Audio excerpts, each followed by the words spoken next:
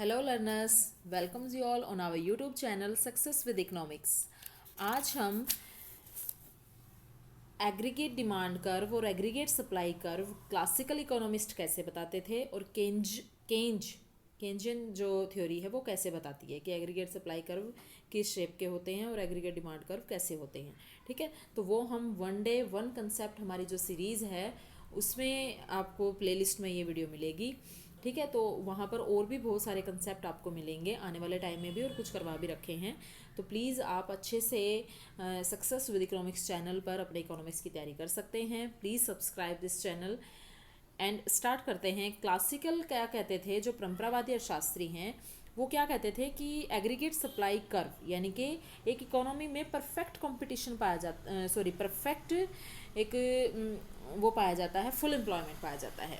ठीक है, perfect competition की तो बात करते ही थे ये, बट मैं यहाँ पर आपको एग्रीगेट सप्लाई कर्व की बात बता रही हूँ। तो पूर्ण रोजगार को मानते थे ये कहते थे एक इकोनॉमी में बेरोजगारी है ही नहीं, और अगर है बेरोजगारी तो वो लेबर की डिमांड और लेबर की सप्लाई में ऐसे चेंजेस होंगे कि अपने आप फुल एम्प्लॉयमेंट आ जाएगा।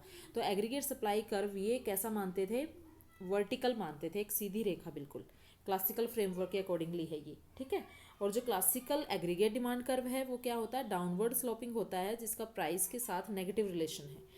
ओके, और अगर हम इनके इक्विलिब्रियम की बात करें तो जहाँ पर एग्रीगेट सप्लाई कर्व और एग्रीगेट डिमांड कर्व दोनों इंटरसेक्ट करते हैं वहाँ पर आ गया इक्विलिब्रियम। ये था क्लासिकल इकोनॉमिस्ट जो मानते हैं।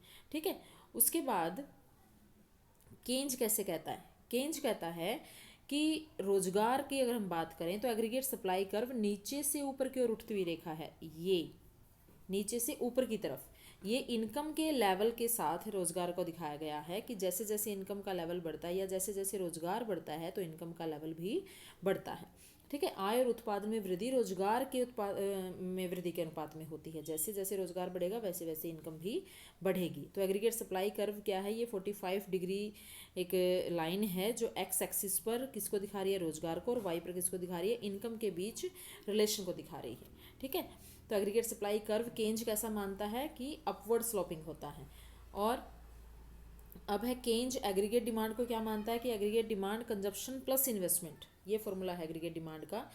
ठीक है, और इसको अगर हम देखें डायग्राम के थ्रू तो एग्रीगेट जो डिमांड कर्व है ये कंजप्शन और इन्वेस्टमेंट का जोड़ है। और इन्वेस्टमेंट केंज कैसा मानता था, ऑटोनोमस इन्वेस्टमेंट मानता था जो बाय गवर्नमेंट किया जाता है। ठीक है, एक्स एक्सिस के पैरेलल होता है ऑटोनोमस इन्वेस्टमेंट, और कंजप्शन को ये कहता था वाई एक्सिस से स्टार्ट होता है कंजप्शन कर्व, क्योंकि इनकम जीरो होने पर भी हम कुछ ना कुछ खर्च करते हैं। और अगर मैं सी और आई दोनों को प्लस कर दूँ तो ये एक एग्रीगेट डिमांड कर्व बन जाएगा। केंज यही कहता है कि एग्रीगेट डिमांड कर्व कैसा होता है, ऊपर की तरफ जाता है, जिसमें कंजप्शन प्लस इन्वेस्टमेंट होता है, और ये वाई एक्सिस से स्टार्ट होता है। तो ये डिफरेंस है किसके बीच में, केंजियन थ्योरी का एग्रीगेट डिमांड और एग्रीगेट सप्लाई कर्व और क्लासिकल थ्योरी के एग्रीगेट सप्लाई और aggregate demand curve. I hope आपको ये दोनों डिफरेंस बिल्कुल क्लियर हैं। तो अगर आपकी क्लासिकल थ्योरी आ जाती है तो आपने इस तरीके से डायग्राम बनाने हैं, और अगर आपकी केंज थ्योरी आ जाती है तो आपने वो कंसेप्ट ध्यान में रखना है।